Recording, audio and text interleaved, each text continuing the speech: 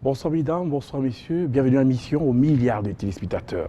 Afrique Santé, l'œil et l'oreille des dirigeants africains sur toutes les problématiques de santé. Ce soir, longtemps cataloguée de médecine charlatanesque, de non-science, de médecine approximative, la médecine africaine ou médecine ancestrale continue d'être reléguée au second plan au profit d'une médecine occidentale, ce malgré ses résultats ahurissants dans l'art du traitement. De la médecine moderne à la médecine ancestrale, où situer la science? Ce sera la mission de nos nombreux experts panélistes ici présents que j'aimerais vous présenter. Maître Sade, bonsoir et bienvenue. Bonsoir Erich, bonsoir l'Afrique, bonsoir le monde. Vous êtes l'espoir des désespérés, Maître Sade, nous comptons sur vous pour situer vraiment la science ou remettre en question peut-être les fondements qui nous ont été imposés, à savoir qu'est-ce qui définit une science et dans quelle mesure la médecine ancestrale répond au canon scientifique ou alors chaque contexte social a sa science. Donc ce soir, la mission est lourde. À côté de vous, vous avez professeur Emma Nyedipote, le témoin de l'histoire, le premier naturopathe camerounais. Je prends sur moi de le déclarer. J'ai visité vos locaux, j'ai questionner votre expertise et votre ancienneté dans le métier. Je suis tout ahuri, même encore au énième plateau. Professeur Emmanuel Nyedipote, bonsoir et bienvenue.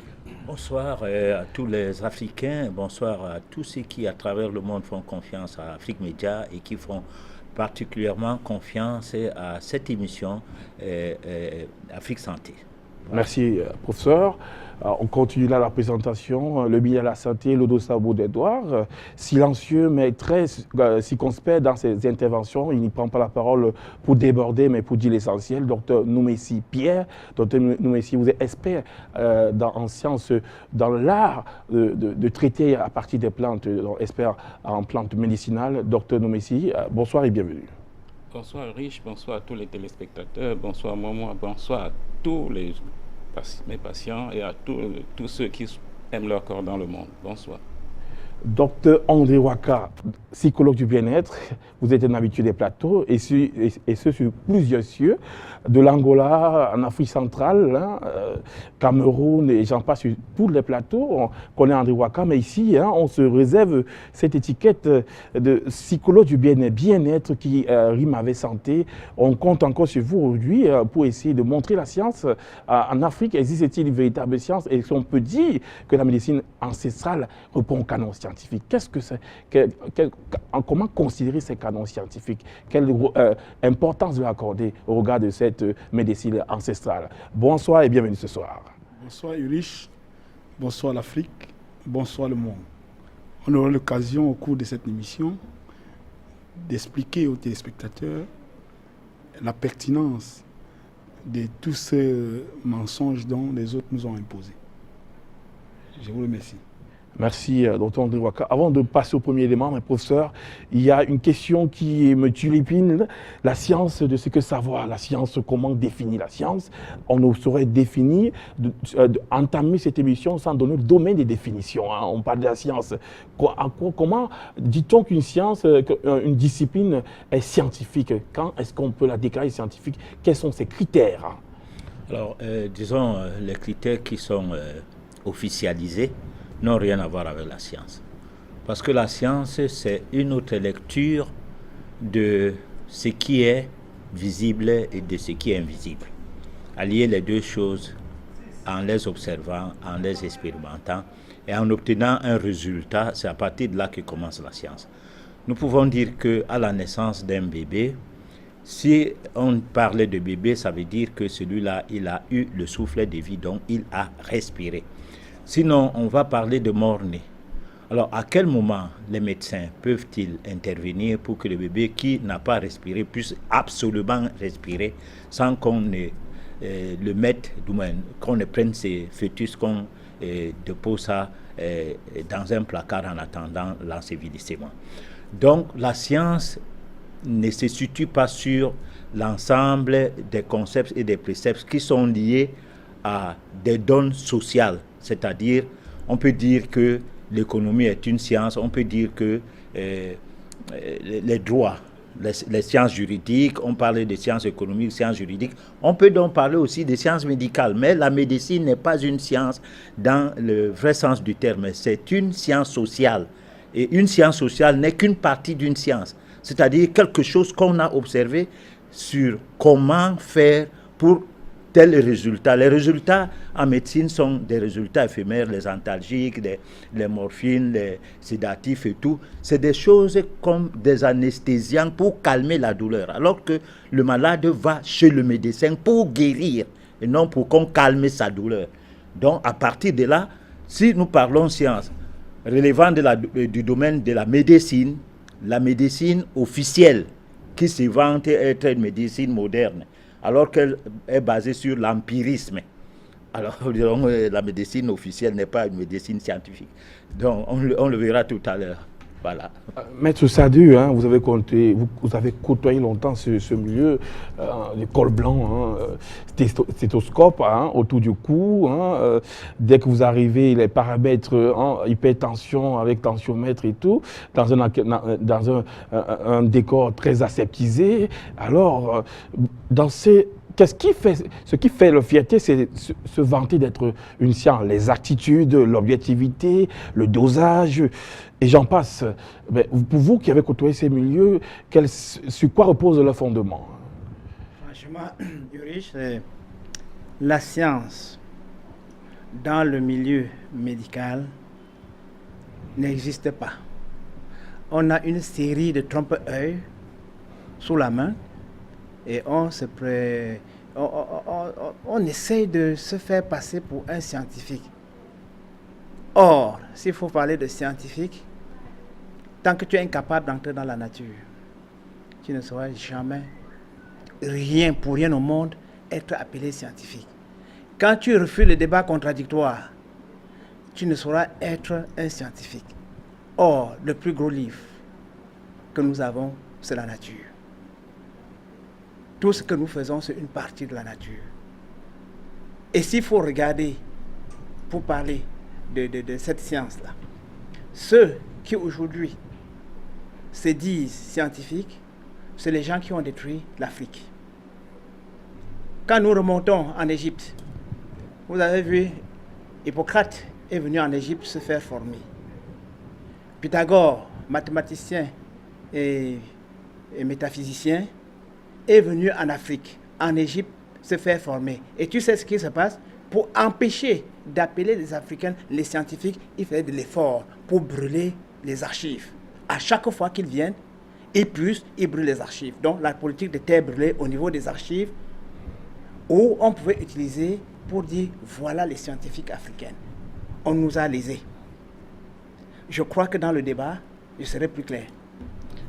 Une promesse qui serait tardée de s'accomplir. Docteur André Waka, là, on sait bien, lorsque vous faites dans la médecine, vous avez une pharmacopée et que vous arrivez à faire des résultats époustouflants envers ceux-là, même qu'on a traités, que les hôpitaux ont rejetés. Malgré cela, l'étonnement de la population, on a qualifié votre résultat de résultat hasardeux. C'est-à-dire que malgré le fait que sur 3 cancers d'utérus, vous avez c'est-à-dire 3 fois, on attribue toujours votre victoire au hasard. Pourquoi pour ce qualificatif, ce stigmate-là? Oui, justement, Ulrich, à force de répéter le mensonge, on finit par adopter le mensonge comme une vérité.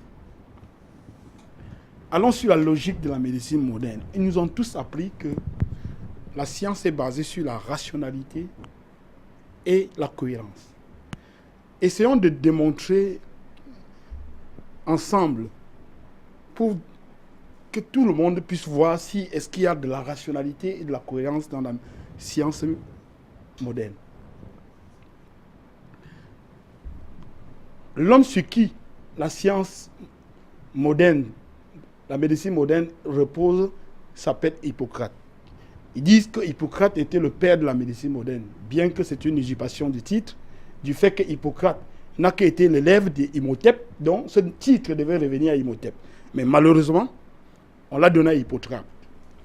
Hippocrate nous démontre que le socle de la vie de l'homme est basé sur la nutrition. Je ne voudrais pas répéter ces mots, parce que ce sont des thèmes que tout le monde répète tous les jours. Il dit que le socle de la vie de l'homme est basé sur la nutrition. Et maintenant, la médecine moderne, au cours de 10 ans de formation, enseigne 10 heures de nutrition. C'est-à-dire 1 heure par an, 25 minutes par mois, moins d'1 minute par semaine. Donc en 170 heures par semaine, on enseigne moins d'1 minute la nutrition à l'école de médecine. Où est la cohérence? La cohérence est où? Bien que le père, qui est le fondateur, sur qui ils prêtent le serment, qui dit qu'il est l'exemple, leur dit que la base de la médecine, c'est l'alimentation. Mais au cours de 170 heures par semaine, on enseigne moins d'1 minute la nutrition. Maintenant, qu'est-ce qu'on enseigne? La médecine moderne est basée sur la maladie et la molécule. Je prends un cas simple. Vous avez une femme enceinte. Cela suppose que son besoin nutritif doit doubler. Et comme nous cultivons nos aliments avec des engrais, la femme enceinte se retrouve dans une alimentation dont, au cours, lorsqu'elle consomme des aliments, elle est pauvre en nutriments. C'est-à-dire que le corps ne consomme pas de nutriments. Alors, elle se retrouve dans des douleurs avec les gonflements du pied. Immédiatement, la médecine donne 2 noms à ces maladies. Le premier, c'est l'arthrose. Le deuxième, c'est des œdèmes. C'est ça la médecine moderne. Alors, la deuxième chose que la médecine doit faire, c'est d'utiliser les molécules pour résoudre ça. Soit on synthétise une molécule, soit on la sépare d'une plante. Qu'est-ce que la femme a besoin? Ils vont donner du calcium, c'est-à-dire le magnésium, synthétisé. Mais le problème, c'est qu'on n'enseigne pas à l'école de la médecine la compréhension de la nature et du corps humain. Et c'est pour cela qu'il y a ces erreurs et que le médecin aujourd'hui ne parvient pas toujours à repérer. C'est-à-dire quoi? Lorsque chaque plante que Dieu crée est une entité. Pour que le calcium s'assimile, il faut que la vitamine D soit présente. Pour que la vitamine D s'assimile, il faut au fur et à mesure. Or, le scientifique sait que l'organisme de l'homme assimile les aliments de 2 façons, en lévogie et en dextrogie. C'est-à-dire, si vous donnez un aliment que le corps ne connaît pas, il assimile en dextrogie. C'est-à-dire qu'il part sur l'aliment que vous avez donné, il prend 20% de cet aliment et jette 80% en déchets.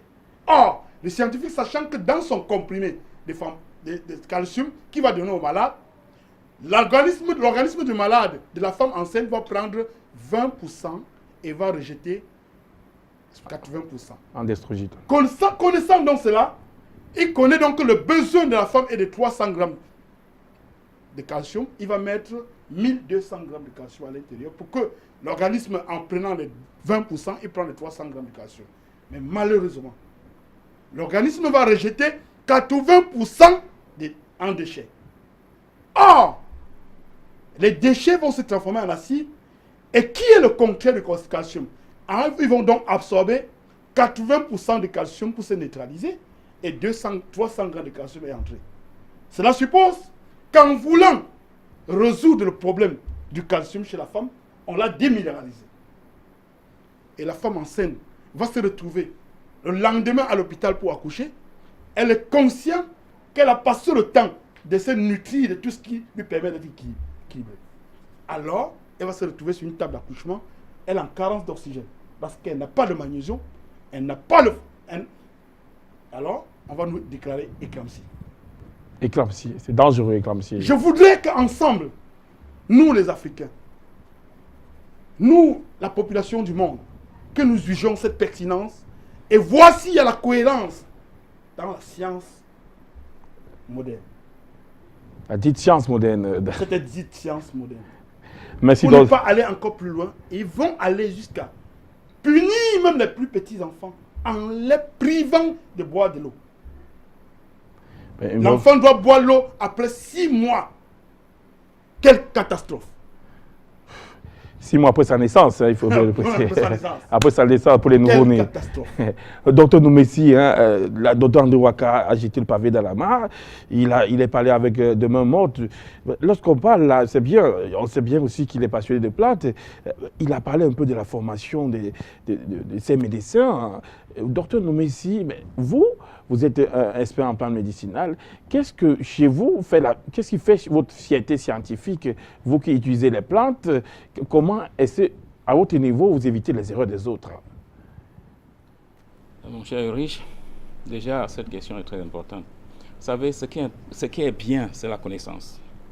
Et cette connaissance, c'est ce qui est loin de tous ceux qui prétendent être des très grands médecins, parce que la connaissance, ça les a foutu le camp parce qu'ils sont allés se former artificiellement, or que derrière cette formation, il n'y a aucun résultat. Donc ce qui fait que c'est la connaissance qui est la force de la médecine naturelle.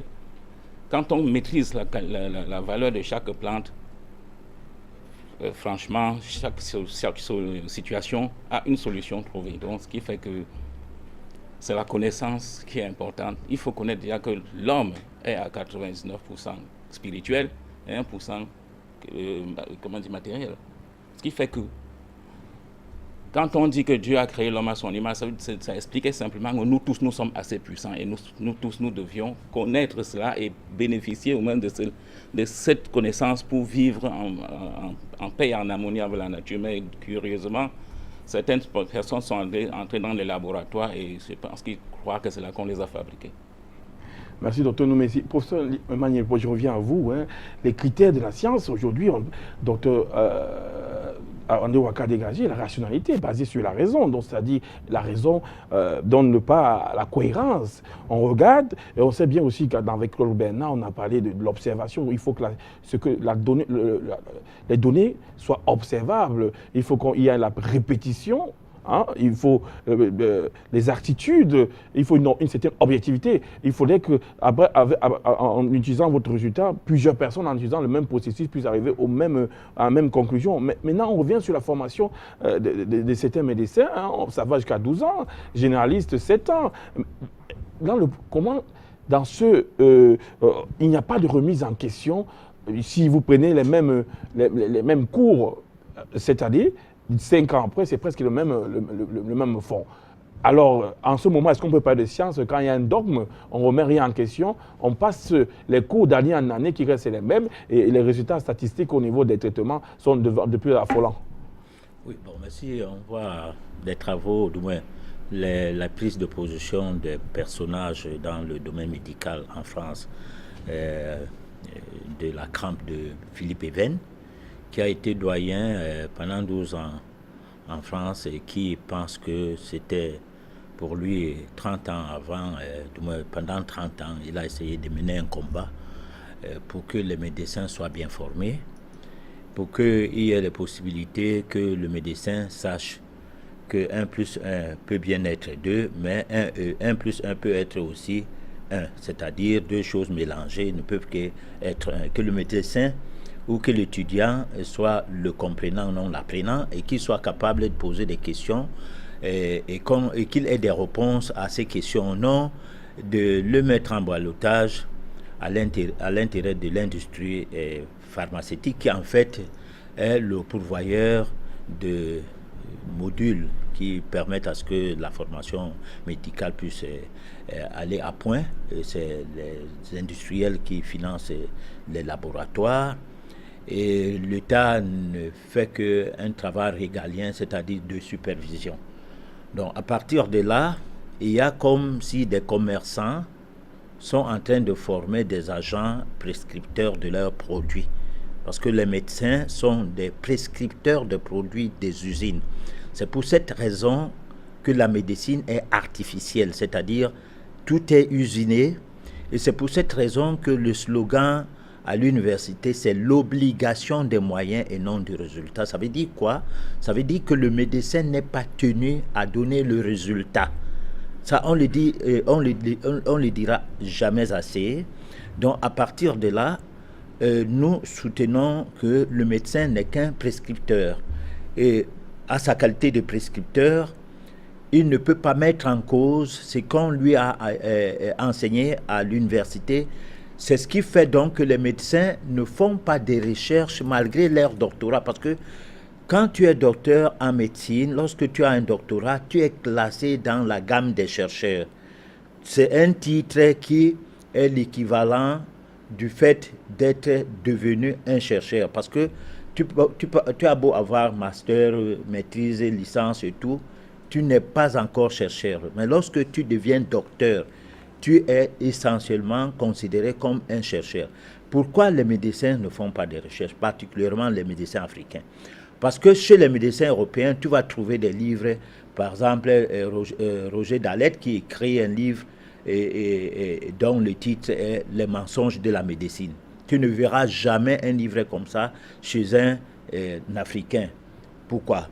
Parce qu'il n'a jamais compris qu'à un moment donné, il faut pousser le Rubicon, entrer dans le milieu de la recherche et surtout qu'il est hérité. Je parlais des médecins africains, surtout que le médecin africain est héritier d'une médecine ancestrale qui a permis qu'on ait des bons esclaves pour aller en Amérique, qu'on ait des gens robustes pour aller lutter, pour aller combattre les Allemands, ainsi de suite. Nous étions robustes, on n'avait pas de médicaments, on n'avait pas de vitamines, on n'avait rien, on était bio et notre santé et notre médecine étant bio, on était fort. Voilà.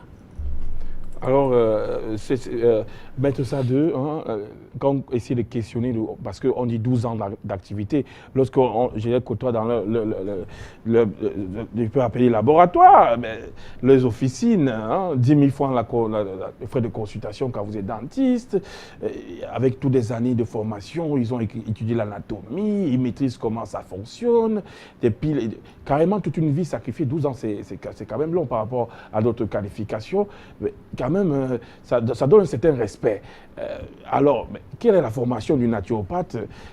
On a vu des naturopathes sortis 2 ou 3 mois après observer ou à lire quelques fascicules, on les qualifie de naturopathes. De quel côté il situe le sérieux? À 12 ans de formation ou alors à celui qui sait mettre de l'eau dans des feuilles de papaye?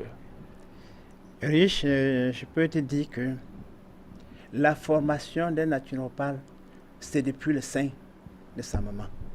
C'est depuis le jour de la conception de sa maman. Parce que en Afrique, il y a des familles, parce qu'il y a des familles de traitants, il y a les familles des voleurs, il y a les familles de ceci.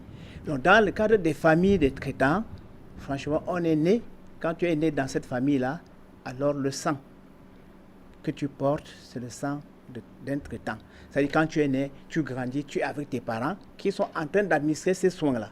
Donc on ne peut pas attendre qu'un jour, quelqu'un se met là pour dire qu'il va donner un diplôme à un naturopathe pour qu'il fonctionne. Non, quand tu n'es pas né dans ce cadre-là, tout ce que tu fais, tu triches et c'est l'échec. Or, aujourd'hui, nous avons simplement eu un petit plus-value, n'est-ce pas, pour le simple fait que nous utilisons ce dont je suis là, le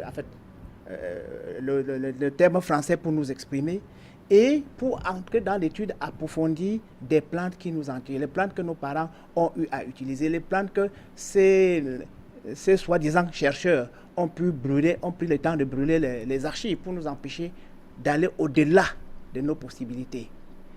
Or, quand lui il monte, et quand on entre dans la Bible, qui est le livre par excellence après la nature, on constate que Luc, depuis au siècle 0, était un guérisseur.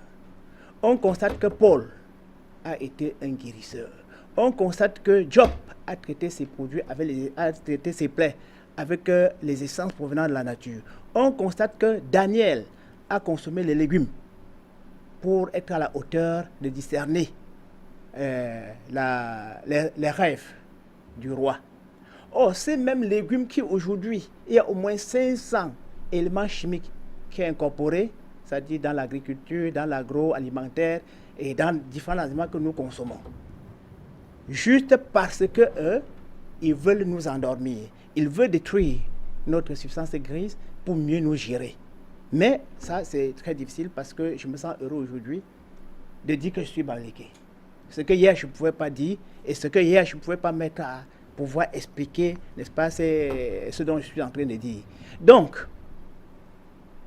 avec eux, ils ont voulu maintenant, par des stratégies de domination, former un peuple qui a peur. Peur de mourir, peur d'aller en enfer, peur de souffrir, peur d'être malade.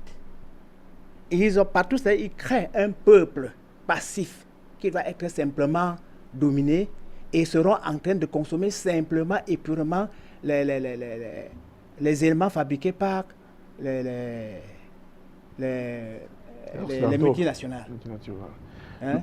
Or, avec tout ça, le médecin ou bien les formateurs des autres croyant trouver l'équation réelle ont plutôt entraîné, même ceux qu'on soit les soi-disant les médecins qu'on a formés et qu'ils refusent même le débat contradictoire, ont passé tout le temps à vouloir nous détruire notre santé avec tout ce dont nous avons cité. Il y a Monsanto de ce côté avec les herbicides, avec les pesticides. Il y a Pfizer de ce côté avec le Camtol, un médicament le plus vendu pour le cancer, mais qui n'a pas d'effet thérapeutique. C'est ça la science? Le placebo. C'est pas ça la science. Sinon, les effets iatrogènes qui vont nous entraîner vers la perdition, vers la mort, vers la souffrance. Merci, Maître Sadela. On va essayer de prendre le premier élément, Philippe Even, qui dit vraiment, qui donne son appréciation sur la formation des médecins. Comment ce grand professeur en médecine, quel regard porte-t-il sur la formation des médecins? Sont-ils des médecins dont les connaissances sont basées sur une science ou alors sur un dogme ou alors sur une répétition, sur le citacisme? Regardons ensemble l'impression de cet élément.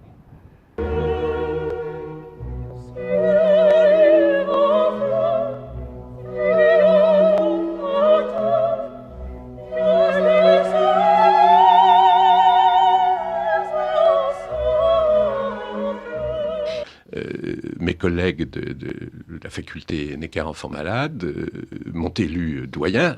J'ai été candidat, ils ne m'ont pas élu sans me demander si j'étais d'accord.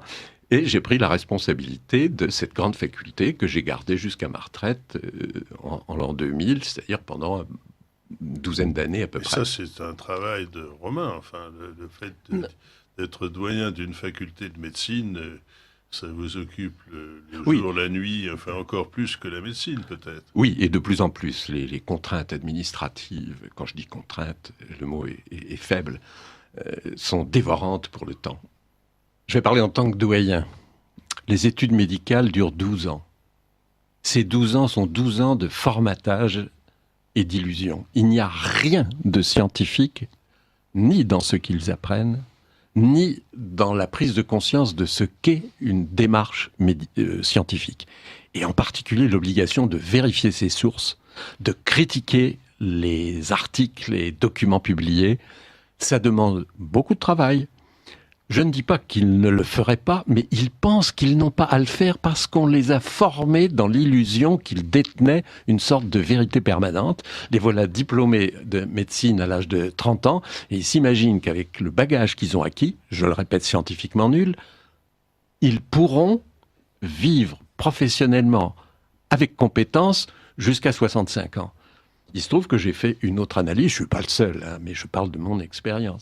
Je passe tous les jours 3 à 4 heures à lire des grandes revues médicales internationales, malheureusement en anglais, ce qui ne facilite pas les choses de nos médecins français qui, le moins qu'on puisse dire, c'est qu'ils ne maîtrisent pas la langue. J'ai parlé tout à l'heure de prescrire, c'est une garantie chez les médecins, parce que c'est la seule revue française de langue française de qualité, mais il est clair que s'ils lisaient un peu plus la littérature médicale qu'ils ne le font, mais ils ne le font pas mais c'est pas par paresse. Ils ne le font pas parce qu'ils pensent qu'ils sont... J'appelle un cardiologue à propos des statines un jour, et il me dit son point de vue, je traite. Mais je lui dis, tu te bases sur quoi? Tu as lu les papiers qui concernent les statines? Il éclate de rire. Et il me dit, mais enfin, on est tous d'accord, tout le monde est d'accord. Attends, Tout le monde est d'accord. Mais tu l'as entendu dire où ? mais dans le dernier congrès, j'ai rencontré plein d'amis, on a pris un pot ensemble, tout le monde était d'accord. Voilà, c'est ça. Il y a, de la part des médecins, une illusion sur ce qu'ils savent. Une illusion sur la pérennité toute leur vie professionnelle du savoir acquis dans leur jeunesse.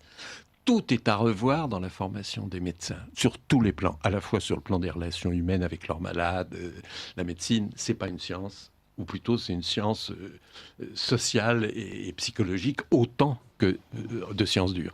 Mais ils n'ont ni l'une ni l'autre des formations. Ils ont appris par cœur ce qui était considéré comme vrai au moment où ils l'ont appris, c'était déjà périmé en général, et ils vont vivre toute leur vie avec ça.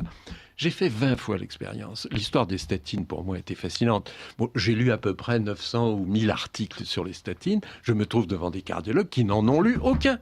Comment voulez-vous qu'il y ait une discussion ? C'est pas possible. Autrement dit, je répète, ça doit partir des malades qui doivent être inquiets de ce qu'ils entendent là, qui doivent se poser des questions, qui doivent poser des questions à leurs médecins. Et les médecins généralistes sont des gens qui ont envie de servir et d'aider leurs malades et qui ont le moyen, s'ils le veulent, de remonter aux sources.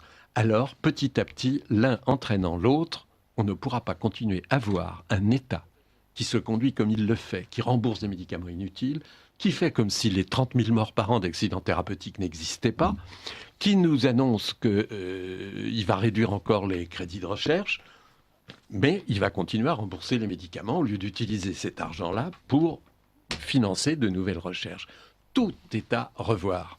Comment un État responsable, comme devrait l'être le nôtre, accepte, depuis 30 ans, je me suis beaucoup battu sur ce plan avec mes collègues doyens, qu'il n'y ait aucune formation indépendante des médecins, qu'ils soient entièrement entre les mains des congrès, des séminaires, à Corfou, pas à Néan-Liétard en tout cas, ça c'est sûr. C'est clair, oui. Bon, on ne fait aucun effort pour les former. C'est pire en France qu'ailleurs, hein. C'est bien pire qu'en Grande-Bretagne, et c'est pire qu'aux États-Unis. Alors, les malheureux, entre le quotidien du médecin, le journal qui leur répand la vérité de l'industrie pharmaceutique, les visiteurs médicaux et les congrès financés par l'industrie, comment voulez-vous qu'ils accèdent à un minimum de vérité et d'esprit critique ? Malheureusement, il y a un très grand nombre de sites Internet qui sont créés et nourris par l'industrie pharmaceutique. Il est dès lors pas facile, toujours en tout cas, pour le malade de savoir s'il est devant des gens indépendants ou pas indépendants. Mais vous avez raison, les progrès se font petit à petit, et il y a beaucoup à attendre de cette recherche personnelle du malade.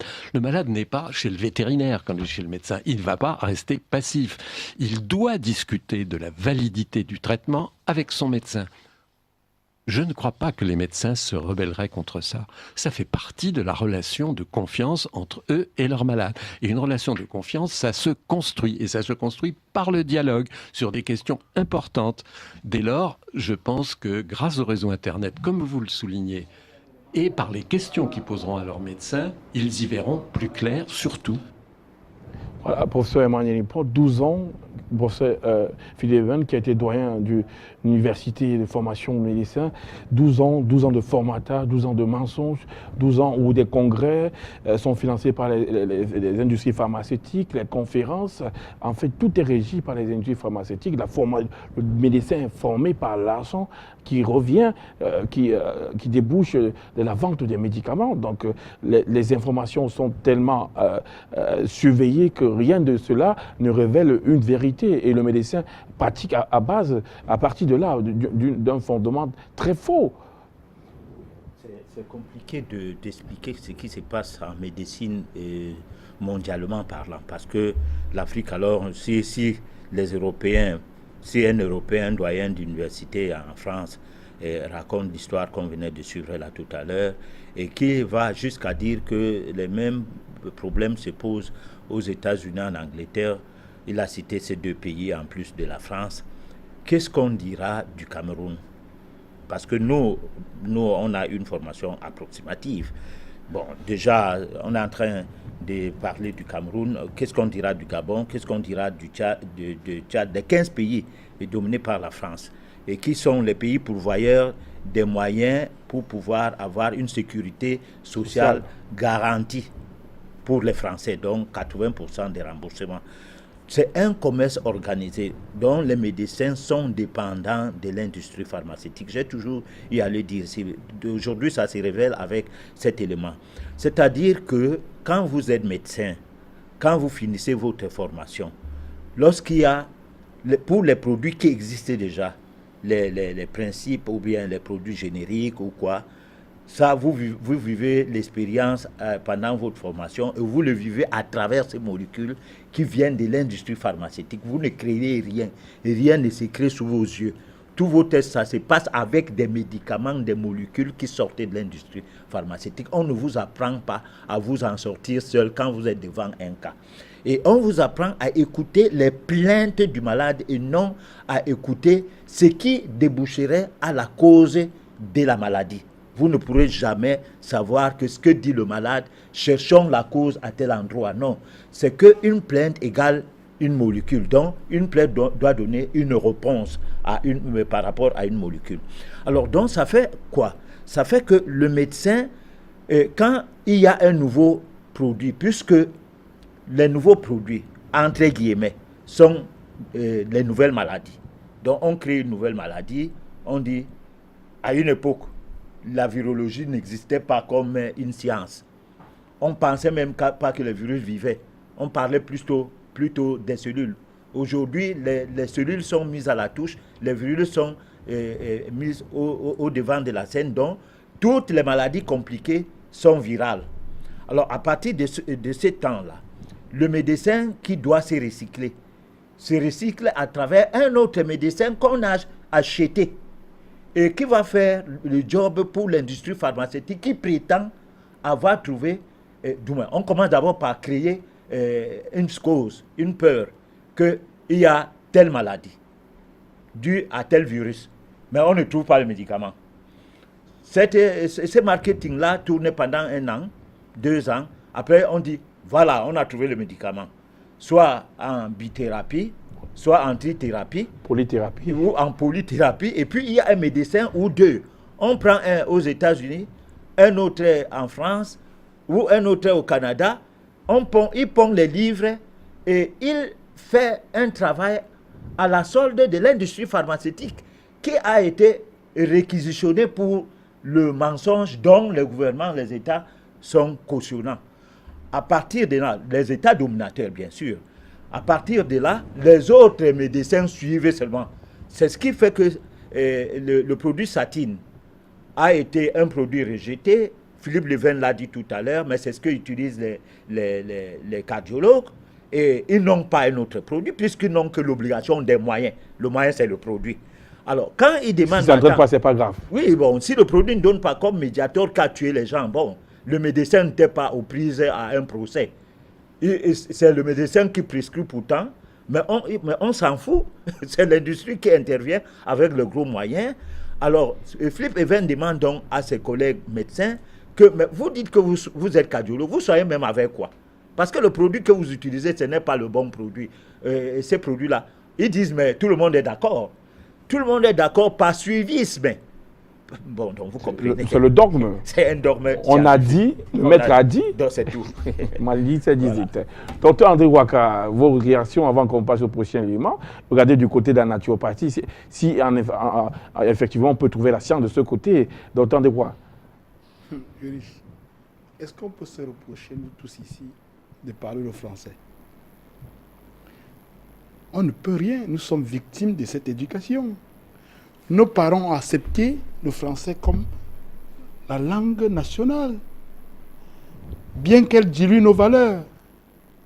Mais moi, aujourd'hui, je dis toujours que s'il n'y a pas l'obscurité, on ne connaîtra pas la valeur de la lumière. Est-ce que je peux aujourd'hui me permettre d'accuser tous les médecins? Je dis non, ils sont victimes d'une chose.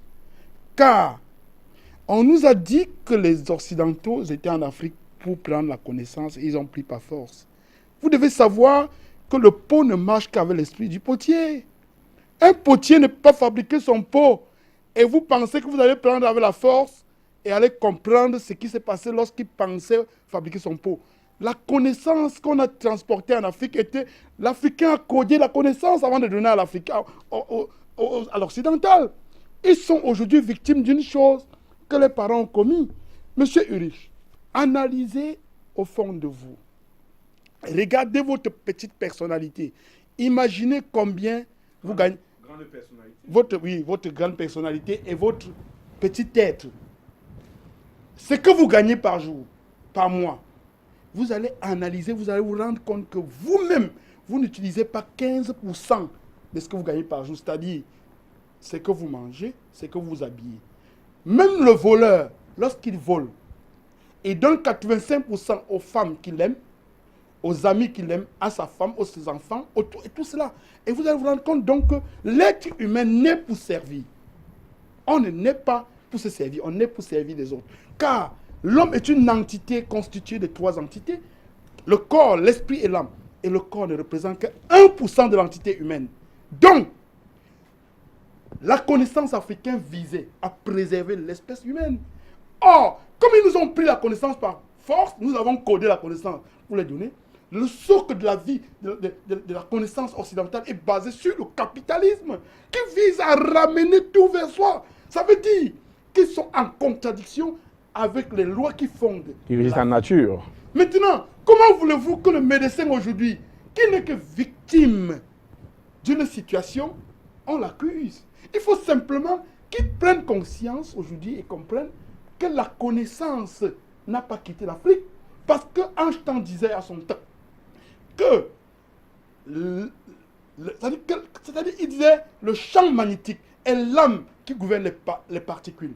Aujourd'hui, le penseur le plus futé de l'Occident nous dit, Edgar Morin, que la complexité, c'est l'ensemble de tout qui forme un. Donc, quand vous regardez tout ça, vous comprenez que l'énergie ne meurt jamais. Nos parents sont morts avec la connaissance. Elle se transcende aujourd'hui à nos enfants. Regardez vos enfants à la maison, vous allez voir des vieillards. Mais c'est l'école de Jules Ferry qui les empêche d'exprimer ça. Parce que l'école d'aujourd'hui, les fondements ont été fondés par la franc-maçonnerie. Donc, ils les empêchent d'exprimer cette connaissance. Ne vous trompez pas, la connaissance est encore en Afrique. Donc, mais vous permettez, André Ouaka, de diminuer le nombre de dons pour pouvoir permettre à l'émission d'avancer. Parce que je retiens de vous que, comme le professeur, le docteur Sade a dit, qu'en Afrique, on ne tue pas la connaissance, elle se transmet de père en fils, que si on regarde autour de nous, il y a des dons qui continuent à apparaître. L'énergie ne meurt jamais, mais c'est l'éducation. C'est l'éducation d'aujourd'hui qui empêche à nos enfants de manifester ces dons-là. Cette magie qui est au fond d'eux. Nous prenons un appel, un appel qui s'impatiente, maître Pasteur Soa qui nous appelle du Ghana. Bonsoir et bienvenue. Nous prenons un autre appelant, Pasteur Soa qui est parti, qui pourrait revenir à tout moment. Un autre appelant, bonsoir. C'est M. Abou. Depuis le Royaume-Uni, je salue tous les éminents docteurs et scientifiques et éminents professeurs sur le plateau. La question qui nous est posée ce soir, c'est médecine ancestrale et médecine officielle. Où situer la science? Et une recherche rapide sur Google m'a dit la science non féminin, ensemble des connaissances générales de quelqu'un. Et la deuxième définition, savoir-faire que donnent les connaissances, savoir-faire qui donne les connaissances, l'expérience et l'habilité. Ça, c'est la deuxième définition. Donc, je dirais que la médecine ancestrale répond plus à cette définition, parce que la médecine ancestrale est un savoir-faire qui a été transmis de génération en génération depuis nos ancêtres jusqu'à aux hommes, aux Africains contemporains. Donc, c'est eux qui ont la vraie science, parce que c'est une science, comme la définition de Google le dit, savoir-faire que donnent les connaissances, l'expérience et l'habilité. Donc, c'est l'habilité des ancêtres qui nous a donné l'expérience, ce savoir-faire, qui est la science africaine contemporaine. Maintenant, j'aimerais dire au PDG d'Afrique Média, vous savez, comme je le dis toujours à tous ceux qui veulent l'entendre, que sans bonne santé, il n'y a pas de politicien. Sans bonne santé, il n'y a pas de président de la République. Sans bonne santé, il n'y a pas de de techniciens, il n'y a pas d'hommes qui puissent fonctionner. Donc, l'émission santé doit être plus que 3 heures de temps. On ne peut pas faire une émission santé qui est à la base même du fonctionnement de l'être humain et donner qu'une heure à cette émission-là. Nous voulons qu'il y ait cette réforme-là à Afrique Média, que l'émission santé, on lui donne plus d'espace, c'est-à-dire 3 heures de temps pour que nos éminents chercheurs puissent nous guérir. Parce que nous ici, on ne se soigne plus avec les molécules. On refuse, même, on reçoit tous les médicaments ici à cause de la sécurité sociale, parce qu'on paye les impôts, on les reçoit gratuitement. Mais nous, on ne veut plus ça. Nous, les Africains panafricanistes, on ne veut plus de ça. On veut être soignés par nos chercheurs qui sont sur le plateau. Nous croyons à leur science. C'est de la vraie science, parce que la définition sur Google, vous partez sur Google tout de suite, la définition vous dit carrément savoir-faire que donne la connaissance, l'expérience et l'habilité. Donc ceux-là, ils ont la vraie science, ils ont l'expérience et l'habilité, et nous les respectons, nous leur tirons nos chapeaux, nous les encourageons. Tout ce que nous leur demandons, qu'ils créent une organisation de santé africaine, leur propre OMS, où ils vont créer leurs propres normes, leurs propres pharmacies, leurs propres médicaments, ils vont créer leur propre centre de santé. Comme ça, ils seront eux-mêmes, ils doivent se homologuer eux-mêmes, qui n'attendent pas que l'Occident leur donne la certification. Eux-mêmes créent leur propre licence en se mettant en groupe, tous les chercheurs africains qui, mettant dans un consensus, ils créent leurs propres normes de santé. Nous, on va aller se soigner là-bas. On peut les soutenir avec l'argent. Je vous remercie. La patrie ou la mort, nous vaincrons. Bonne continuation. Nous sommes avec vous, nous sommes ensemble. Et c'était M. Abou depuis le Royaume-Uni. Bye bye. Au revoir. Merci M. Abou Kapé depuis le Royaume-Uni, un fidèle téléspectateur. On va prendre notre téléspectateur qui vient, cette fois-ci de la Côte d'Ivoire. Bonsoir. Allô? Nous écoutons, nous écoutons. Bonsoir. Oui, bonsoir. Allô, bonsoir. Bonsoir à vous. Oui, je peux pas. Nous vous écoutons. Bonsoir à tous les spécialistes sur le plateau. Merci pour les enseignements que vous nous donnez. Merci pour vos brillantes interventions. Je veux dire ceci. En Côte d'Ivoire, vraiment, la médecine, comment dirais-je, moderne a de longs jours. Parce que c'est ici même le laboratoire même de tout ce qui se passe dans matière de tuerie des malades, en matière de tuerie, tous ceux qui vont dans les hôpitaux. Nos médecins ne font aucun effort. Surtout, n'allez pas dire à un médecin ivoirien que vous avez utilisé des plantes, que vous avez utilisé autre médecine, vous avez recouvert la santé. N'allez pas leur dire ça. Parce que vous devenez du coup, après ça, on ne vous soigne pas. Mais je dois boiter le pas à mon frère qui est depuis Londres, à Bouk. Il faut que le DG de Afrique Média fasse un effort. Il y a un de vos panélistes qui aime dire que la santé, c'est l'espoir c'est l'avenir c'est l'espoir. Mais on ne peut pas une émission aussi importante. C'est ça le panafricanisme, hein? Le panafricanisme consiste à dénoncer tous les mensonges qu'on nous a fait écouter pendant des siècles et qui nous tuent, qui continuent de nous tuer. Donc, une telle émission, il faut quand même accorder un peu de temps pour qu'on puisse nous imprégner de tout ce qui se passe. On vient, c'est vrai que la politique, les débats politiques, c'est vrai. Mais comme il a dit, pour faire un débat politique, il faut être en bonne santé. Et c'est ce qu'on demande au DG d'Afrique Média. Il faut donner un peu plus de temps à cette émission. Je vous remercie. Merci. Un appel en ligne, un autre appel en ligne. Le standard est bousculé. Oui. Allô. Oui, bonsoir. Nous vous écoutons. Allô. Bonsoir. Oui, bonsoir monsieur. Bonsoir. Oui, moi c'est monsieur. Ouais. Moi c'est monsieur Persévérance Assurance. Voilà. Nous allons prendre question de temps. Un autre appel, avant de continuer sur cette émission, si la régie nous permet. Bonsoir. Oui, bonsoir Iris, bonsoir Africain. Écoutez, Iris, moi j'aimerais dire à Dr Waka Waka de ne pas avoir honte. De ne pas avoir honte qui lui poussera qui lui poussera à mentir. Mon frère, je m'excuse du terme, mais il ne faut pas avoir honte. L'être humain, la personnalité est tellement infime que la plus petite bête qui représente la moustique, la personnalité d'un être humain est tellement infime, est tellement petite qu'elle ne peut pas avoir la capacité de maintenir un tourbillon d'une moustique. Donc nous ne représentons absolument rien. Il faut oser le dire, il faut le dire. Tu as raison. Vous avez raison, Dr Waka Waka. Vous avez raison. L'être humain est tellement, il représente absolument rien.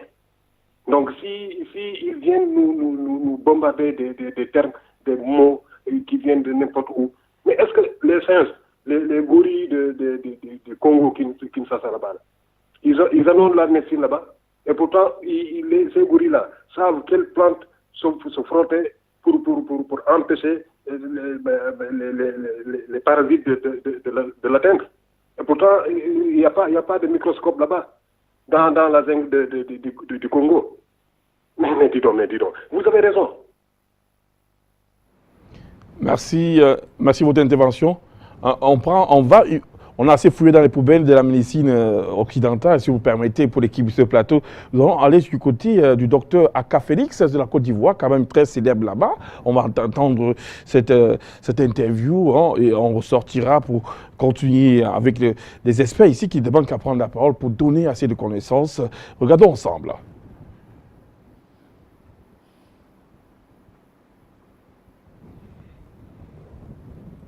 Toutes les plantes que vous avez dans notre monde physique ici sont directement ou implicitement liées à l'influence d'une planète. Quand vous prenez la rose est une plante belle, on dit on offre une rose à une femme et tout ça. Mais la rose est régie par l'énergie de Vénus. Vénus, c'est l'amour. C'est ça qui est vraiment extraordinaire et magique. Alors cette plante, l'ail, vous allez l'utiliser pour l'hypertension. Et puis aussi, on peut l'utiliser par exemple dans la partie anale, lorsqu'on a des hémorroïdes qui gonflent. On va mettre de l'ail, on va enlever l'épluchure, on va mettre de l'ail avec un peu de beurre de karité dans la partie anale et ça va dilater donc le sphincter anal et donc les hémorroïdes vont se rétracter un peu, vont remonter un peu. Donc c'est assez intéressant. Maintenant, son côté magique, Mariam, si vous sentez que vous êtes... Magique, ça veut dire quoi d'abord? Magique, ça veut dire qui permet de créer une situation, qui permet d'atteindre un but, qui permet de déclencher une situation, de déclencher un processus. Donc, la plante devient un catalyseur donc qui permet d'atteindre un but. Donc, je viens sur l'ail. Si on utilise l'ail, par exemple, on écrase de l'ail, qu'on mélange avec de l'huile d'olive, qu'on frotte sur tout le corps, ça fait du bien pour la peau d'abord, et puis ensuite, ça fait un barrage à toutes les énergies négatives. On appelle ça mauvais œil, on appelle ça envoûtement, on appelle ça, je ne sais pas, tous les termes pour dire qu'on est attaqué, psychiquement parlant. Là, il va faire un barrage systématique à toutes ces énergies. Voilà, donc on le frotte de la tête jusqu'aux pieds et on va avoir un sommeil paisible. Les gens qui disent « Ah, la nuit, on m'attaque et tout ça », c'est sur les plans vibratoires, c'est sur le plan subtil. En utilisant cela, on va fermer la porte directement à cela. On va prendre les feuilles de laurier, qu'on va en faire un bain, qu'on va se laver avec. C'est une plante purificatrice. Ça va enlever les mauvaises ondes et on vous verra encore davantage. On vous voit déjà davantage, Mariam. On va vous voir encore davantage. Juste avec le bain de laurier. Le bain de laurier. Vous savez que le bain de laurier, c'est ce qui a donné baccalauréat. Quand les gens disent baccalauréat, oui, bacca en latin, baccalauréat, ça veut dire les bains de laurier. Lorsque les gens finissaient leurs études, on leur mettait une couronne. Voilà, on ornait leur tête des baies de laurier pour dire qu'ils ont terminé les études. D'où le thème de baccalauréat. Vous voyez, c'est intéressant. Hein? D'accord. Professeur Marialito, j'ai du mal. Où se situe la science? On est dans les poubelles de la médecine ancestrale, chacun en a. Où se situe la science à ce niveau? Depuis ample explication, docteur Aka Félix qui a parlé chaque plante a une planète. On a parlé de l'ail, de laurier, purificateur et tout. Où se situe la science à ce niveau? Alors, ça montre que la science relève de l'Antiquité. C'est-à-dire que longtemps avant, on avait fait une codification à partir des milliers d'années d'observation après avoir expérimenté tout ce qu'on observait, on a obtenu des résultats. Les résultats, c'est ce qu'il essaie d'expliquer qu'en utilisant l'ail, par exemple, pour se oindre, on peut arriver à barrer la voie à des cauchemars et à tout ce qui serait de nature occulte. Ça, c'est observé, c'est codifié plus de 3 millions d'années aujourd'hui. Parce que la science commence avec l'occulte. L'occulte prouve que de l'irréel naît le réel. C'est-à-dire du soufflet de vie, de l'énergie vitale, on arrive à la vie. Alors, mais l'énergie vitale qui entre dans le bébé, dans l'exemple que j'ai toujours l'habitude de donner, on ne voit pas ça. Mais on a la vie. Et pourquoi on croit à la vie? Parce qu'elle est manifeste, elle est perceptible. Mais pourquoi on ne croit pas à l'énergie? Parce qu'on ne peut pas voir l'énergie. Alors, les Africains ont donc une science. Sans la colonisation et la néocolonisation aujourd'hui, on n'aurait pas de problème de santé. Parce que, en fait, la médecine a connu des progrès, comme le dit souvent le docteur Jean ici, c'est de nous rendre tous malades et de nous mettre à la solde des industries pharmaceutiques dont nous tous nous sommes devenus des clients. Dans toutes les maisons, les gens boivent les médicaments et tout le monde, à partir de l'école primaire, on t'apprend à aller à l'hôpital. On te dit, quand tu es malade, va à l'hôpital. Donc va chez le fournisseur de médicaments, en devient client. Alors l'Africain, c'est pas ça. C'est que quand on te soigne, tu guéris et on te donne des consignes qui t'expliquent le mécanisme qui t'a rendu malade pour te prémunir, afin que tu sois préventivement aussi soigné. Parce que le tout n'est pas de soigner quelqu'un, il n'est pas lui faire comprendre qu'est-ce qui l'a amené à être malade. Prenons le cas du diabète. Quelqu'un qui est diabétique, on n'a jamais compris qu'on doit soigner le pancréas. On soigne plutôt le sang, la glycémie. Alors que le pancréas, le sucre dont il est question n'a rien à voir. Pourquoi? Parce que le pancréas fabrique le sucre lui-même à travers l'hormone qu'on appelle le glucagon, au même moment qu'il diminue le taux du sucre à partir de l'autre, à travers l'autre hormone qu'on appelle l'insuline. Bon, comme il y a passé du temps, je ne vais pas entrer dans les détails, mais je vais dire que les planètes, nous sommes dans un environnement universel.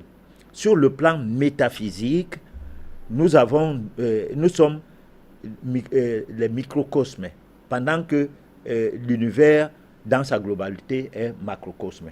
Donc, nous sommes parcellaires de ce macrocosme. Donc, les planètes sont en relation avec nous, puisque nous sommes des particules qui sont régies par des influences des planètes, y compris les plantes, y compris les minéraux.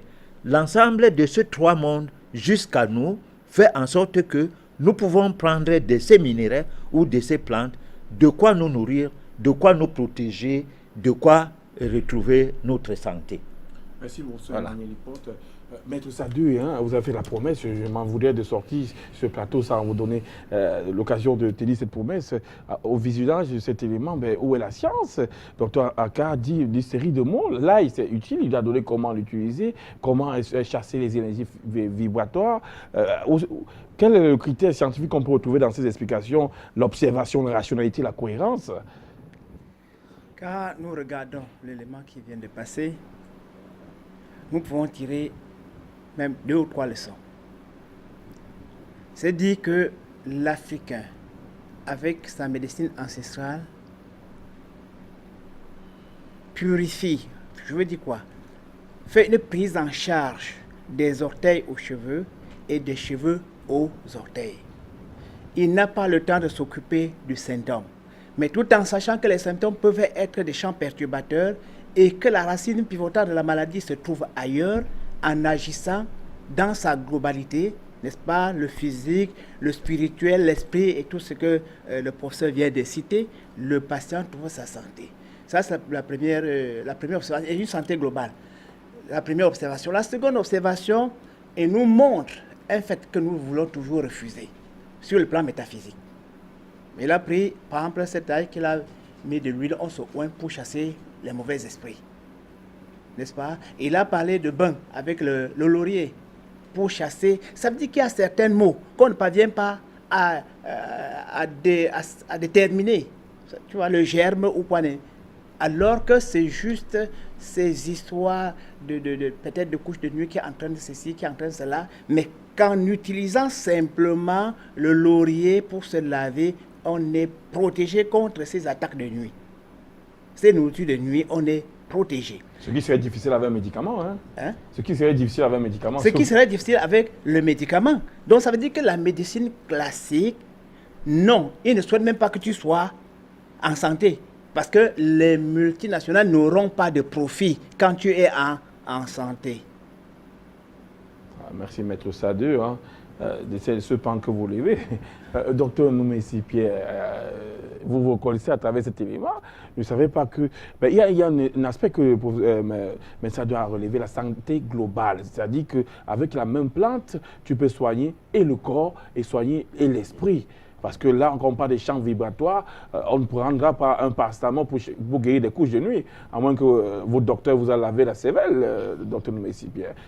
Comment appréciez-vous cet événement en tant que scientifique de la médecine ancestrale?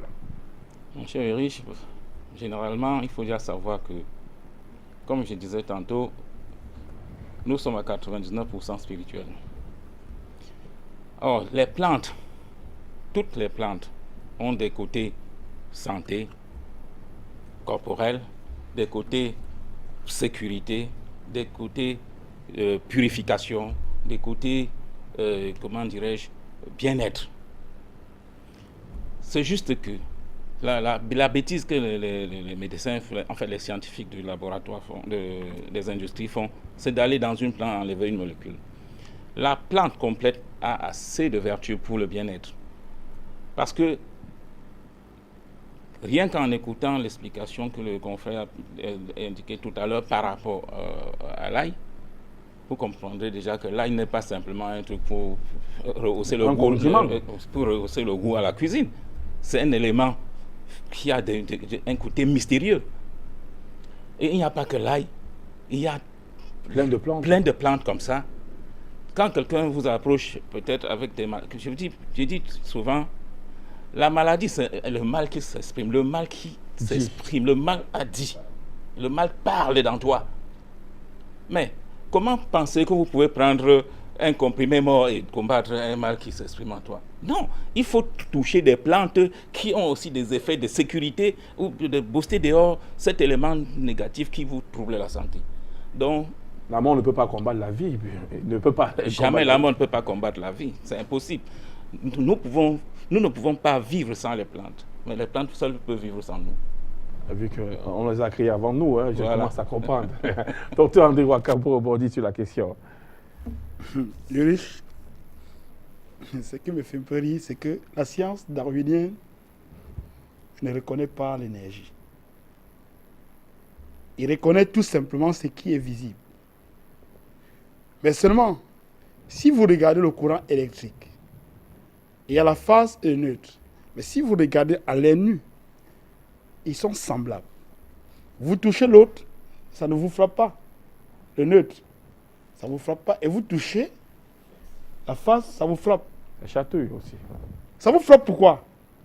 Parce qu'à la base de la création de l'homme, Dieu crée les aliments et la constitution du corps humain en deux pôles. Un, alcalin, acide. Alcalin veut dire quoi? Énergie négative et acide, énergie positive.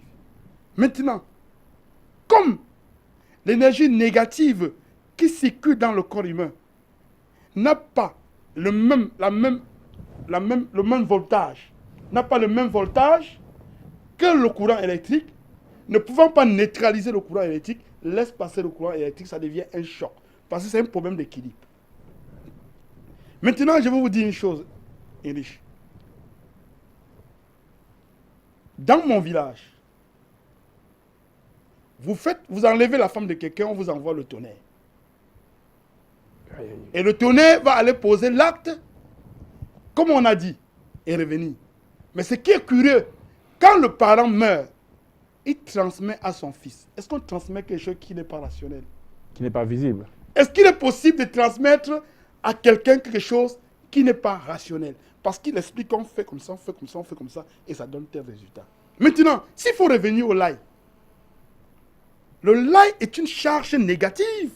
Donc, on augmente la négativité du corps humain en sachant que tous les vampires marchent dans l'obscurité et dans le plus.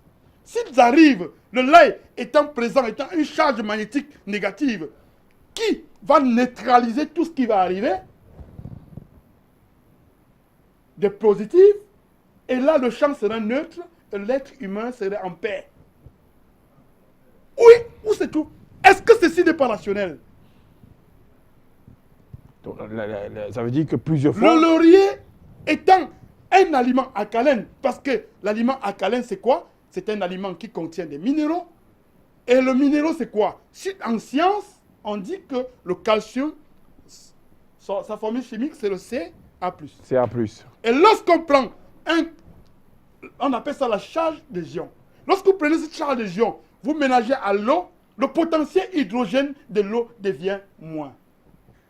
Alors, si vous prenez le laurier, qui est une charge négative, et que vous vous lavez avec, vous avez augmenté votre capacité énergique en côté négatif. Ça veut dire, le plus qui va arriver va se neutraliser. Autant pour le sel. Alors, est-ce que cela n'est pas rationnel? Le monde veut nous embrouiller. On ne peut pas transmettre à son fils quelque chose qui n'est pas rationnel. Donc, ce qu'ils appellent la magie, c'est une science qu'ils ne comprennent pas. C'est tout simplement ça. Donc, ils appellent magie une science qu'ils ne comprennent pas. En réalité, cette science, elle est rationnelle. Ah, merci, Dr André Ouaka. Je peux comprendre que je dois comprendre qu'au travers de vos explications, au-delà de l'aspect thérapeutique, il n'y a pas beaucoup d'hommes infidèles de votre côté, de votre village là. Sinon, ce serait difficile d'habiter là-bas. Pour ce Mayeli porte la science, avec Dr André Ouaka, le tonnerre, on explique, le papa avant de mourir explique comment le fait et l'enfant peut le reproduire. Ce qu'on peut reproduire plusieurs fois, c'est un élément scientifique. Et quand il agit dans sa justice populaire, on voit ces dégâts sont observables. Ou alors pourquoi dit que la science médecine ancestrale, c'est pas une science, et on peut aussi peut-être leur donner le crédit lorsqu'ils disent aussi que il y a les morts de ce côté-là, il y a des brebis galeuses, parce qu'il faut aussi se rendre compte que de ce côté, il y a aussi beaucoup de brebis galeuses. Où est l'école des naturopathes qui forment les naturopathes, qui qualifient les naturopathes? Comment faire la distinction entre un naturopathe et ce qui ne l'est pas? Bon, disons que chez les Européens, le naturopathe va à l'école, chez les Africains, le naturopathe est naturellement élevé dans le milieu, et puis il apprend dès le bas âge. On a vu un élément ici où l'enfant, avant d'aller à l'école, devrait connaître d'abord l'environnement dans lequel il se trouvait avec son père. Il sait ce que c'est que l'eau, ce que c'est que la terre, dont l'argile et tout, les thérapies qui partent de tous les éléments qui sont dans son entourage, et particulièrement les plantes. Alors cet enfant, lorsqu'il a maîtrisé déjà son environnement, c'est en ce temps-là que son père admet à ce qu'il aille à l'école. Alors je pense qu'au jour d'aujourd'hui, il faut que ça revienne. Bon, parce qu'à partir de là, on n'aura même pas à expliquer aux uns et aux autres comment l'ail peut arriver à neutraliser les forces magnétiques qui viennent du côté négatif. Parce que notre corps est couvert d'un champ magnétique qu'on appelle l'aura. L'aura, et c'est cette aura-là qu'il faut purifier. C'est la robe protectrice de notre corps. Et c'est ça que les vibrations de l'ail vont purifier. Bon, maintenant, est-ce que c'est vrai ou est-ce faux? Non, on ne peut pas savoir si c'est vrai lorsqu'on ne s'est pas mis dedans. C'est ce que André Ouaka a essayé d'expliquer. Hein? Et il a essayé d'expliquer ça, que dans certaines régions des pays africains, on frappait des gens d'un sort lorsque tu détournais la femme de quelqu'un ou bien la chose de quelqu'un. Et il y a, par exemple, dans les régions du Cameroun, il y avait ce qu'on appelle le musson, donc un verre. Si tu fais quelque chose, on t'envoie le verre. Le verre, ça s'apprend, ça se connaît.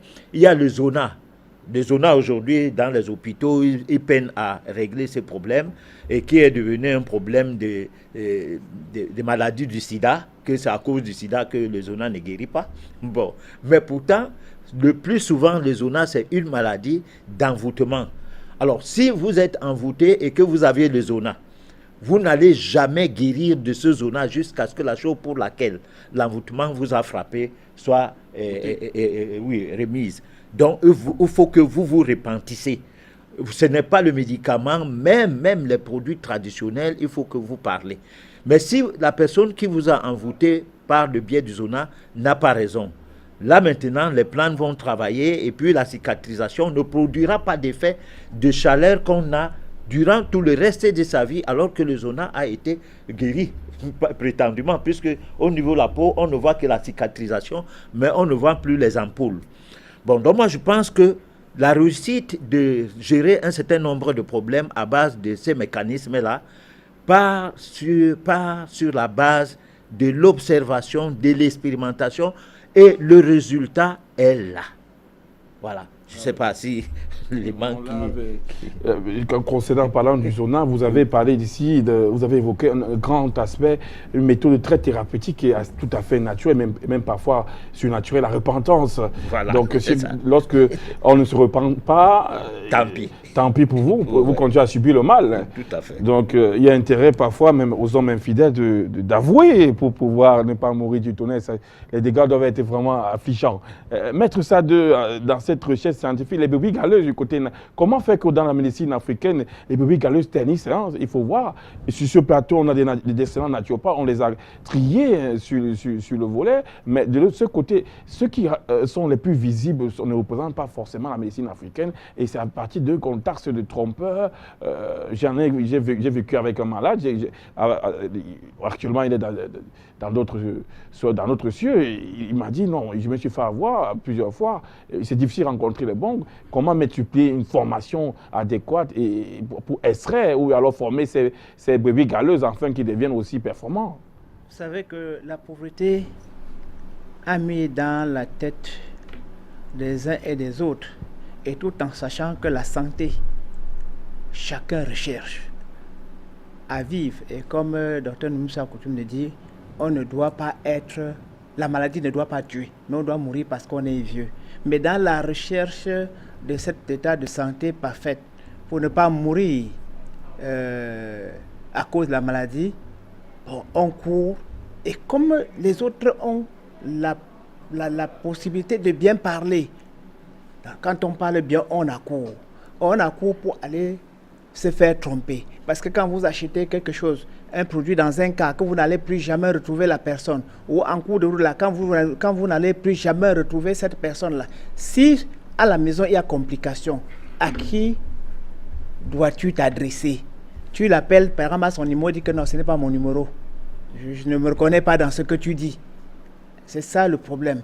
Il faut simplement continuer simplement à plus le secteur et éduquer ceux-là. Si vous voulez vraiment faire de la médecine, rapprochez-vous vers ceux qui sont déjà là pour pouvoir puiser quelques éléments pour augmenter peut-être votre potentiel. Puisque c'est parfois, quand on est en train d'expliquer quelque chose à un enfant, qu'on réveille certaines choses qui étaient cachées en lui, il devient plutôt très performant. Merci. Un appelant avant de passer à l'autre élément. Hein. L'élément, tout simplement, va faire le bilan de cette science qui a tellement évolué. On va essayer de faire ce bilan avec cet élément. Mais avant ça, on prend un appelant. Bonsoir et bienvenue sur Afrique Santé.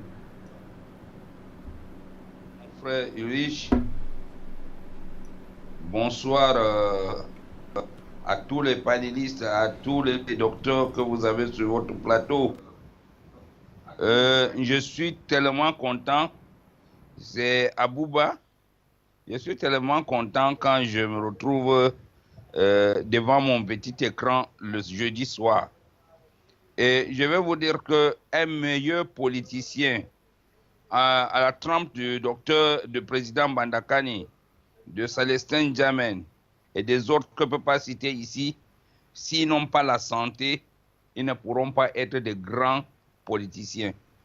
Donc, nous interpellons un peu le président directeur d'Afrique Média de mettre un peu l'accent, d'un côté plus d'accent sur l'émission Afrique Santé. Parce qu'aujourd'hui, nous trouvons des personnes qui s'expriment très bien, parce qu'on savait que celui qui s'exprime bien et qui soigne dans son village, c'était un charlatan. aujourd'hui nous nous rendons compte que ce n'était pas vraiment des charlatans parce qu'on nous a pensé 100 ans après l'indépendance. Et c'est ce que nous suivons aujourd'hui. Il n'y a que la langue française, l'anglaise, que nous pouvons utiliser pour nous comprendre. Or, moi qui sors du Noun, le sultan Joya venait rendre visite au roi Douala ici, mais il s'exprimait très bien. Personne ne comprenait ce qui se passait. La médecine est universelle. Et aujourd'hui, les médecins que vous avez, parce que je les appelle médecins avec le langage des autres, et c'est cette valeur-là que nous devons donner aux nôtres. La médecine est universelle et je pense que la source de la guérison doit venir de votre plateau et à travers ces médecins que vous avez sur votre plateau. Je ne partirai pas sans vous dire que le professeur Herman que vous avez sur le plateau, je connais ce monsieur depuis 2000. Je suis son petit-fils de très loin, mais il garde sa forme jusqu'aujourd'hui. Mais si on se voit, on va dire que je suis son petit frère. Mais je dis, il y a un secret dans la médecine traditionnelle, dans la médecine que nous appelons, que eux ils appellent traditionnelle aujourd'hui. Donc, je demande à Dr Waka, au professeur, en passant par Dr Nuissi et tout le autre, Dr Jim, vous devez faire ce que M. Abou a dit depuis le Royaume-Uni. Créer l'organisation africaine de la médecine. Merci, nous avons les personnes qui peuvent penser. Merci, Irish, et beaucoup de courage. Merci, M. Bouba, fidèle téléspectateur. Merci. Avant de prendre notre appel, vous permettez, avant de prendre notre appel, nous allons faire le bilan de cette science, ces médecines modernes depuis qu'elle existe.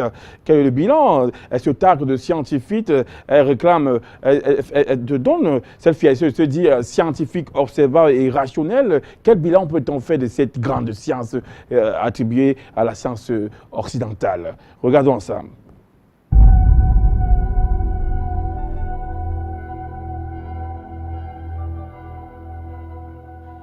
Selon une étude de la Direction de la Recherche, des études, de l'évaluation et des statistiques, entre 350 000 et 460 000 événements indésirables graves se produisent chaque année à l'hôpital. Ils sont essentiellement produits par des actes invasifs, médicaments, chirurgie, implants. On pourrait en éviter jusqu'à 190 000. On estime à 750 000 le nombre d'infections nosocomiales par an. 30% pourraient être évités.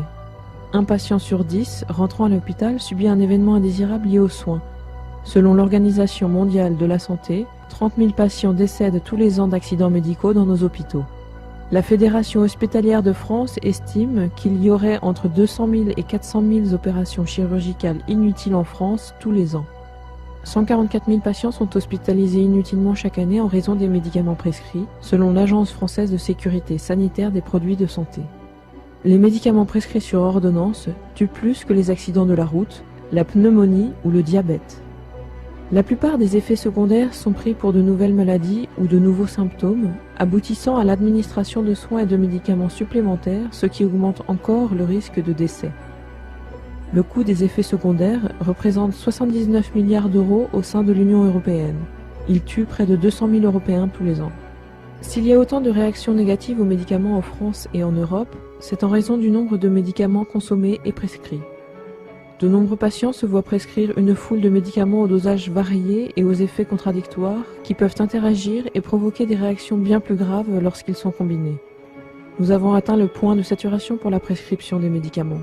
Nous sommes arrivés au stade où toutes les eaux testées contiennent des restes mesurables de médicaments. Les tonnes d'antibiotiques utilisées dans l'élevage de fermes, qui se répandent dans toutes nos rivières, donnent aux bactéries présentes dans les systèmes de traitement des eaux une résistance accrue aux antibiotiques. On retrouve ces bactéries dans nos réserves d'eau.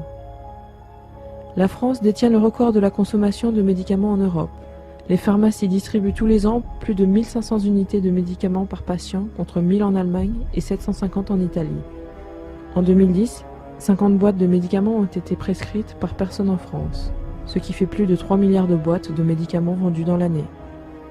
50% des Français âgés de plus de 65 ans prennent entre 1 et 4 médicaments chaque jour. 38% de ces Français prennent de 5 à 10 médicaments par jour. 1% de ces Français prennent plus de 10 médicaments différents par jour. Les médecins français prescrivent 4 fois plus que les médecins britanniques, irlandais, italiens ou grecs, et 6 fois plus que les Danois, les Belges et les Allemands, selon le chercheur Bertolt Würmser, un expert européen sur les questions de santé. À âge égal, beaucoup de Français ont des problèmes de santé qu'ils n'avaient pas il y a 20 ans. Les maladies dégénératives sont de plus en plus répandues. L'incidence de plusieurs cancers a doublé. 12% des personnes âgées de 80 ans sont atteintes de démence sénile que l'on pourrait éviter. Nos personnes âgées sont assommées de médicaments et ne s'en portent pas mieux. Le système de santé en France privilégie le traitement de la maladie et non la prévention. Si l'on en juge par les seules dépenses de santé, la France devrait être le pays où l'on vit le plus longtemps en bonne santé. Mais ce n'est pas le cas.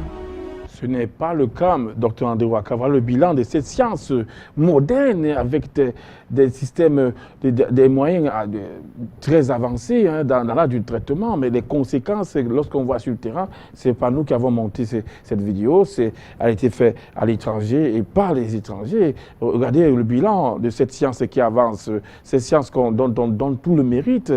Quelles sont vos impressions au sortir de ce visionnage, Dr André Ouaka? Les comprimés dont on vient de nous montrer à la télévision, qui participent à ce que le médecin prescrit tous les jours aux malades, ne tuent même pas la moitié de ce que le côté psychologique que la médecine apporte, fait. Le côté psychologique tue des milliards de personnes par jour. La façon où ils ont... Parce qu'en science quantique, on dit que pour mieux manipuler les particules, il faut les rendre instables. Il faut créer un mensonge inimaginable autour. Prenez un exemple simple, Emile. Un jeune Africain dynamique qui a une entreprise qui fonctionne à merveille avec des employés qui les payent régulièrement. Un matin, ce gars, voilà ce qui se passe dans son organisme. Au cours d'une certaine période, il mange supermarché. À l'intérieur de son organisme, il y a un trouble métabolique. Le sucre, il a consommé un aliment riche en sucre. Le sucre arrive dans le sang. Le pancréas qui est supposé produire de l'insuline pour transporter le surplus, aller donner aux cellules, étant dans ce trouble métabolique, est incapable de faire son travail. Il y a stagnation. Qu'est-ce qui se passe? L'organisme étant intelligent, enclenche le processus de la chaleur au niveau du sang et demande à l'organisme de produire de l'eau. Vous buvez, il faut que ce malade boive de l'eau pour diluer. Dès qu'il boit de l'eau pour diluer, le rein enclenche un processus d'élimination parce que le surplus de l'eau oblige le rein à éliminer. Voilà le gars qui se retrouve dans une attitude irrégulière. On le déclare diabétique. On inscrit dans le subconscient de ce gars qui ne va jamais guérir. Vous pensez que ce gars dynamique aurait le même dynamisme? Non. Prenez une jeune fille qui n'est pas encore... Attendez, une jeune fille qui vient d'être déviégée. Allez mentir, amener devant un médecin et que le médecin dit qu'elle est enceinte. Au bout de 7 jours, le sein de cette fille va couler. Car toute manifestation psychologique a un impact physique. Le pouvoir du psychisme. C'est-à-dire qu'on vient de prescrire dans le subconscient de ce gars qui ne doit jamais guérir. Presque assez une voilà grossesse. Ce gars qui vient. Sa famille, il vient de baisser son dynamisme. Sa famille va souffrir. Des millions de personnes vont souffrir derrière un gars qu'on a menti qu'il est diabétique. Sur le simple fait que... Oh, par contre, s'il avait changé... Dr André Ouaka, au bout d'une semaine, je vous promets que Afrique Santé ne se termine pas aujourd'hui, Dr André Ouaka. Vous aurez d'autres émissions pour pouvoir donner. Mais songez au sort de cette fille. Peut-être elle ne sera pas enceinte puisque c'est un malade psychologique. Hein. Merci, Dr André Ouaka, d'avoir participé à cette émission. Dr Noumessi Pierre, professeur Emmanuel Lipote, Maître Sade. Merci à tous les milliards de téléspectateurs d'avoir été fidèles derrière le petit écran et surtout à ceux qui interviennent téléphoniquement téléphoniquement depuis le monde entier. Merci de votre soutien. Vous rehaussez par votre contribution téléphonique l'éclat de cette émission. De l'Afrique, de la médecine moderne à la médecine moderne, où situe la véritable science. À la médecine moderne, on a la science, on a le profit. À la médecine ancestrale, on a encore la conscience dans ces sciences. Laquelle des deux détruit l'homme, laquelle sert ou préserve la vie. Alors vous situez la science. La science est au service de la vie et non de la dessert. Sans conscience, ce n'est qu'une ruine de l'âme. Un penseur l'avait dit. Essayez à partir de cette déclaration à observer si la médecine moderne a encore une conscience. Et vous me direz si elle a la science. D'ici là, portez-vous bien. Jeudi prochain à une autre émission. Au revoir.